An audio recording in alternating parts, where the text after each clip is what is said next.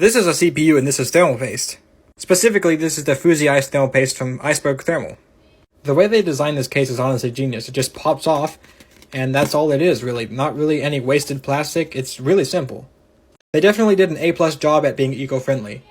And the way this thermal paste thing works is really cool, honestly, so I'm going to take this off, because it's actually holding it in place so it doesn't go anywhere.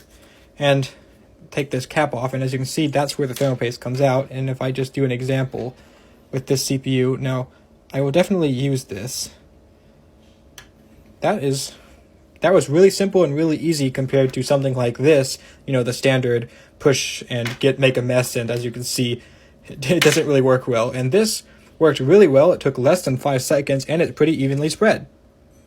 Okay, I found something clear to kind of demonstrate how well it might spread, so let's just kind of emulate what a CPU cooler would do with the amount of pressure, and as you can see, that spread actually really well. Like, first try, I give that an A+.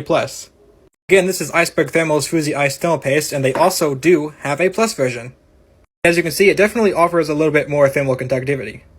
It even has quite a bit more viscosity. You can check both of these out on Amazon, or you can just go to the link thing in my description and check them out there.